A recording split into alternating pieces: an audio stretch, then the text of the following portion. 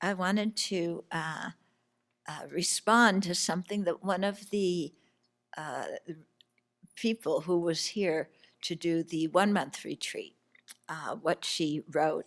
And she was saying that, uh, she's just really through the retreat starting to realize how important it is to practice and to prepare for future lives and, not just kind of slide along and think everything's going to happen okay, but really to purify and create merit and learn the Dharma. And she's also, at the same time as she's seeing that, also seeing how she likes immediate gratification, you know?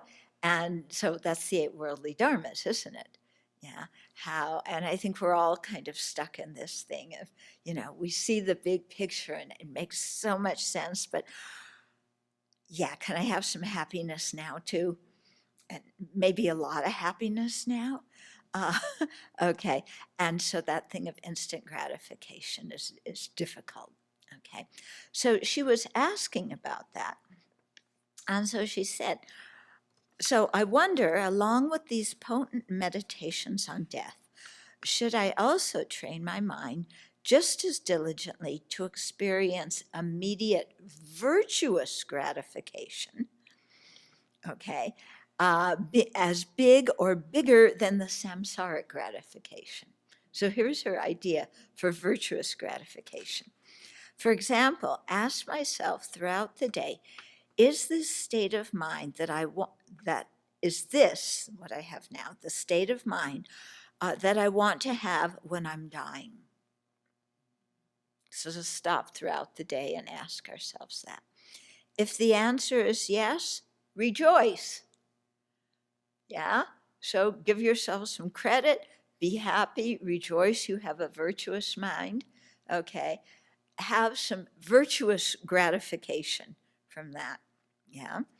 If the answer is no, this isn't the mental state I want to have when I'm dying, then redirect the mind to the good and then rejoice that you were able to redirect your mind and transform from, either a neutral or a non-virtuous mental state to a virtuous one that you would like to have when you're dying, and then rejoice again that you've been able to do that. And she said, joy is a very powerful, immediate gratification. Yeah. So what she's talking about is instead of taking joy from, I got the last piece of chocolate cake, of, I'm taking joy that when I got the first piece in my mind, I offered it to the Buddhas and Bodhisattvas, and I offered it to all the people who are incarcerated who never have this kind of pleasure, and rejoice that you have that virtuous state of mind and be gratified by that. Okay, so she says, is this a wise way to train until the longer views of future lives in bodhicitta are clearer to me? So yes, it's a beautiful way to train, actually. Yeah, it's a very wonderful way, and it's something that I think we should all do. Uh, is, like she said, joy is a very powerful gratification. And to be able to create joy in our own minds by rejoicing at our own virtue, and then create joy in our minds by looking at the virtue of the people around us and what's going on every day. And so letting the mind learn how to rejoice. Rejoice at the goodness in the world, rejoice at the virtue people are creating. Um, yeah, and keep the mind happy and create merit that way and feel that the kind of gratification. So I think that's a very excellent way to practice. Yeah. Because otherwise, what do?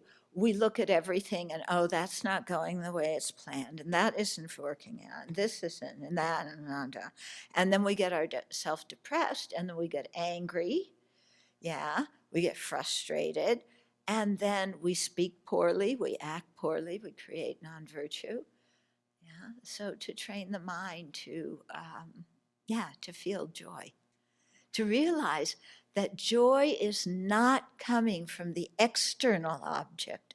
Joy is coming from the mind, and that we can consciously create joy in our own mind. That we don't have to wait until all the external circumstances come together in order to feel joy. Yeah. Because I was thinking in the 3 days this week, it's like, forget about writing the book, we're working on the Buddha Hall. And I was thinking yesterday after the acousticians were here, like, wow, these people, they don't know us at all. And they're coming out and they're helping us. And you could tell they really like their work, like the one guy, one of the Robs, who was talking a lot about, the AV stuff and the IT and this and this. And it's like, he loves his work and he loved being able to help us. And just thinking that, oh, wow, there's all these people who want to help us do this project. Not only the people who are doing the engineering, but then all the people who are donating to the project too. Yeah, that everybody's involved. And it's like, wow, what an incredible project to get multiple people involved to build, a temple as an offering to the Buddhas and Bodhisattvas, where, so many people will be able to come for a really long time and practice and transform their minds, and where they can learn to feel joy. Yeah, and we get to build this place. And there's all these people who want to help us do it. And, if you think like that, then it's really kind of, yeah, very special. Yeah, quite different than, oh, I've got to talk to another engineer. It's not like that. Yeah. It's like, wow, these people are engaged and they want to help. So, learning to make our own mind happy through creating joy in our own mind.